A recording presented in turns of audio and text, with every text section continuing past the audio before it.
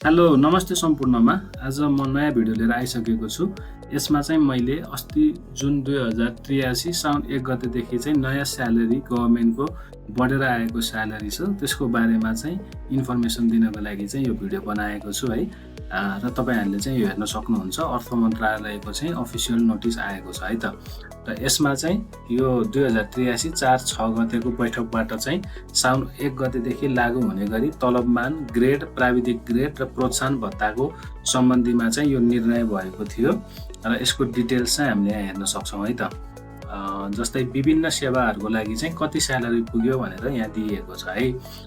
जस्तै यो चाहिँ निजामती सेवाहरूको लागि चाहिँ रहेको छ है त। अनुसूची 1 भनेर दिएको छ र यसमा चाहिँ हामीले हेर्न सक्छौँ मुख्य सचिवको तलब चाहिँ अब बढेर 84,932 रुपियाँ पुगेको छ है। र यसमा चाहिँ दुईटा ग्रेड हुन्छ भनेको तपाईँको प्रत्येक वर्ष पहिलो वर्ष चाहिँ तपाईँको बढेर यो 84,000मा 2,831 रुपियाँ बढ्छ र अर्को वर्ष फेरि बढेर चाहिँ लास्टको 2 वर्षको जोडेर चाहिँ टोटलमा चाहिँ 90,000 हुन्छ है। र त्यस्तै गरी चाहिँ हामीले यो विभिन्न पदहरूको लागि चाहिँ हेर्न सक्छौँ स्यालेरी स्केलहरू। त्यस्तै गरी अधिकृतहरूको लागि चाहिँ यहाँ हेर्न सक्छौँ है। 6 नम्बरमा चाहिँ 48,000 रुपियाँ चाहिँ रहेको छ स्यालेरी र 8वटा ग्रेडसम्म हुन्छ है। भनेको तपाईँको प्रत्येक वर्ष चाहिँ 1,600 को दरले बढ्दै जान्छ र तपाईँको 8 वर्षपछिको टोटल स्यालेरी चाहिँ 60,874 हुन जान्छ है त। फाइनल स्यालेरी चाहिँ यतिसम्म चाहिँ तपाईँको बढ्न सक्छ है। र त्यसपछि गएर यो भनेको चाहिँ 2057/4/1 भन्दा अगाडि नियुक्त पाएको प्राविधिकहरूलाई दिने एक्स्ट्रा भत्ताहरू हो यो चाहिँ होइन। यो चाहिँ जेनरली सबैलाई प्रोभाइड हुन्छ भने यो चाहिँ प्राविधिकहरूको लागि चाहिँ 2057/4/1बाट अगाडि चाहिँ नियुक्ति भएकोहरूलाई चाहिँ पाइने हो है। र तपाईँहरूले चाहिँ निजामती सेवाहरूको लागि हेर्न सक्नुहुन्छ। जस्तै यो सुब्बा सरहको होइन, राजपत्र अनङ्कित प्रथम भनेपछि सुब्बा सरहकोहरूको लागि चाहिँ 38,203 रहेको छ स्यालेरी र 10वटासम्म ग्रेड हुन्छ है। 10वटासम्म तपाईँहरूको ग्रेड सङ्ख्या हुन्छ र अन्तिम समयमा चाहिँ तपाईँको 50,000 रुपियाँसम्म चाहिँ हुन्छ स्यालेरी है। प्रत्येक वर्ष बढ्दै बढ्दै गएर चाहिँ 50,000सम्म हुनसक्छ। र यो खरिदार सरहको लागि चाहिँ यहाँ दिएको छ है। 36,000 रुपियाँ रहेको छ बेसिक स्यालेरी, 10वटा ग्रेड रहेको छ र तपाईँहरूको अन्तिम स्यालेरी चाहिँ 48,252 रुपियाँसम्म चाहिँ जान्छ है स्यालेरी बढ्दै गएर। र त्यस्तै गरी चाहिँ यहाँ हेभी सवारी चालकहरूको लागि पनि दिएको छ। त्यस्तै गरी हल्का सवारी चालकहरूको लागि पनि विभिन्न पदहरूको लागि दिएको छ होइन। यहाँ तपाईँहरूले चाहिँ यो डिटेल्सहरू हेर्न सक्नुहुन्छ है। र त्यस्तै गरी अब नेपाली सेनाको लागि पनि यहाँ दिएको छ। नेपाली सेनाको प्रधान सेनापतिको तलब चाहिँ 84,932 रुपियाँ हुन जान्छ है सुरुको तलब स्केल। र त्यसपछि 2 ग्रेडसम्म बढ्छ र त्यसपछि अन्तिम भनेको चाहिँ 90,594सम्म चाहिँ हुन्छ है त। र त्यस्तै गरी यहाँ विभिन्न पदहरूको लागि दिएको छ है। रथी, उपरथी, प्रमुख सेनानी होइन, यस्तो पदहरूको लागि चाहिँ दिएको छ। उपसेनानी है, अधिकृत सरहको, इन्सपेक्टर सरहको भनौँ न, सहायक सेनानी भनेको सेकेन्ड लेफ्टेनेन्टहरू है, त्यस्तोको लागि चाहिँ यहाँ स्यालेरीहरू दिएको छ। 51,000 रुपियाँ हुन्छ र लास्टमा चाहिँ 62,315सम्म चाहिँ हुन्छ है त। सो यो चाहिँ नेपाली सेनाको लागि रहेको छ। तपाईँको अब सुबेदार, जमदारहरूको लागि दिएको छ होइन। 45,000 रुपियाँ बेसिक स्यालेरी हो। 3 ग्रेडसम्म 1,500 को दरले बढ्दै गएर तपाईँहरूको 49,000सम्म चाहिँ पुग्छ है स्यालेरी। यसरी चाहिँ डिफ्रेन्ट समूहहरूको लागि पनि दिएको छ स्यालेरी सिट है त।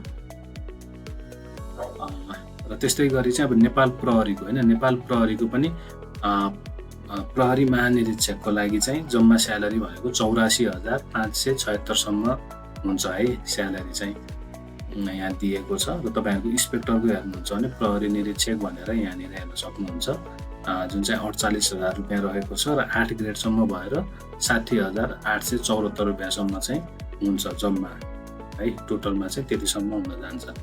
र त्यस्तै गरी चाहिँ तपाईँहरूले हेर्नु भने प्रहरी सहायक निरीक्षक है, यो भनेको असै पोस्टको लागि रहेको छ।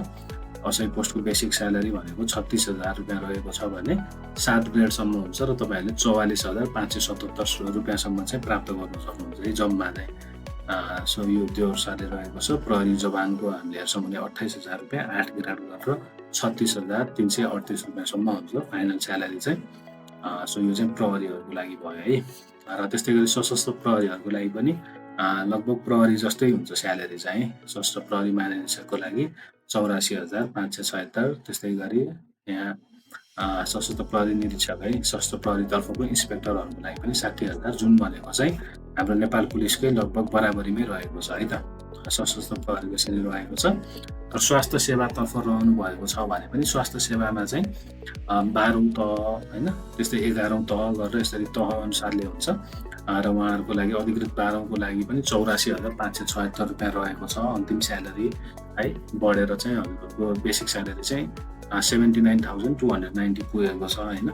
त्यस्तै गरी अधिकृत 6औंको लागि 48,000 पुगेको छ। त्यस्तै गरी चाहिँ 56,000 रुपियाँ रहेको छ है कायम अनि जम्मा स्यालेरी चाहिँ अधिकृत 6औंको लागि स्वास्थ्य सेवातर्फ।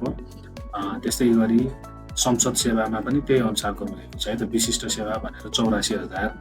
त्यस्तै गरी चाहिँ यो अधिकृत स्तरको लागि 48,000 होइन। अन्तिम तलब भनेको चाहिँ तपाईँहरूको 60,000 हुन्छ। यो चाहिँ अब प्राविधिकहरूको लागि भयो 64,000 भन्ने चाहिँ होइन। सो यो अनुसारले चाहिँ संसद सेवाको लागि पनि यहाँ दिएको छ। र त्यस्तै गरी चाहिँ त्यस्तै गरी यहाँ सामुदायिक विद्यालयमा कार्यरत शिक्षकहरूको लागि पनि बढेको छ है स्यालेरी। कतिजनालाई चाहिँ शिक्षकहरूको बढेको छ कि छैन भन्ने कन्फ्युजन पनि थियो र बढेकै छ, सबैजनालाई बढेकै स्यालेरीहरू छ होइन। सो यहाँ दिएको अनुसारले माध्यमिक तहको प्रथम श्रेणीकोलाई चाहिँ 65,000 रुपियाँ भनेर दिएको छ 6 ग्रेड गरेर। यसरी कुल जम्मा चाहिँ उहाँहरूको 74,958 रुपियाँ चाहिँ रहनु भएको छ है। यहाँ तपाईँहरूले चाहिँ विद्यालयको शिक्षकहरूको पनि स्यालेरी बढेको देख्न सक्नुहुन्छ। र त्यस्तै गरी चाहिँ प्रदेश तथा स्थानीय तहहरूको लागि पनि यहाँ दिएको छ होइन। प्रदेशको जस्तै अधिकृत 6औंको लागि 48,000 भनेर राखिएको छ। त्यस्तै गरी ग्रेड सङ्ख्या 8 सम्म हुन्छ भनेको अन्तिम स्यालेरी भनेको 60,874 रुपियाँसम्म हुन्छ। त्यस्तै गरी अधिकृत 7औं तहको लागि पनि 50,000 चाहिँ बेसिक स्यालेरी नै भयो। त्यसमा चाहिँ अब ग्रेडहरू एड गरेर लगभग 63,884 सम्म पुग्छ है। सो यो व्यवस्था रहेको छ। र तपाईँहरूले यहाँ चाहिँ प्रदेश तथा स्थानीय तहमा पनि के कस्तो हुन्छ भन्ने सबै कुराहरूको जानकारी चाहिँ दिएको छ है त। र यो चाहिँ तपाईँहरूले मिनिस्ट्री अफ फाइनेन्सको चाहिँ अफिसियल वेबसाइटमा गएर पनि चेक गर्न सक्नुहुन्छ है।